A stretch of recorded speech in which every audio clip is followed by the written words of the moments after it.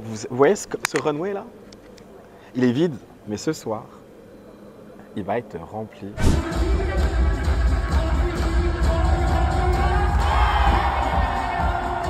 Salut tout le monde, moi c'est Legendary Vinny Revlon. Je suis un artiste 360.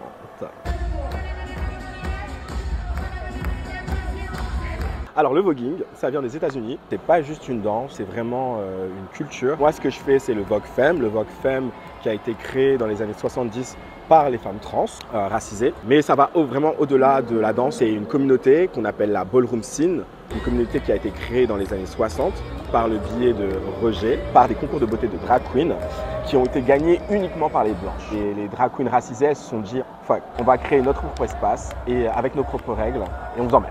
Et c'est une revendication, en fait, c'est se réapproprier des codes, faire un gros doigt à la société. C'est très politique, c'est très basé sur la mode. À l'époque, les gens qui ont démarré cette culture n'avaient pas accès à des fashion shows, à des grandes marques, etc. Mais ils étaient super talentueux et du coup, ils créaient. Et plein de choses aujourd'hui qui sont reprises par des stylistes, des marques. Du coup, elles ont créé ce qu'on appelle la ballroom scene, qui aujourd'hui est internationale, intergalactique. Cette personne est l'une des personnes qui a lancé le début de la parisienne ballroom scene.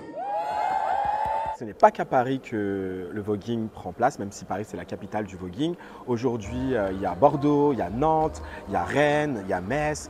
En fait, aux États-Unis, on appelle ça state to state. Et du coup, j'essaie de créer ma version de state to state ici en France, parce que la communauté queer est partout. Elle n'est pas qu'à Paris. Un bol n'est pas un musée. Du coup, quand les personnes arrivent, on clappe, c'est gratuit, on donne de la force. Plus vous allez clapper, donner de la force, plus ils vont se dépenser sur le plat. Aujourd'hui, on est à la Biennale de la danse. C'est la première fois qu'un ball va s'y dérouler. C'est la première fois que dans cette envergure, le voguing et toute sa culture est mise en avant. C'est un grand pas vers l'humanité. Surtout, c'est de la visibilité et on se sent respecté. C'est super important de se sentir respecté et de se sentir vu. On existe, la communauté queer existe, elle est bien présente, elle a toujours existé et elle ne compte pas bouger. Et ça fait plaisir d'avoir des alliés parmi la Biennale.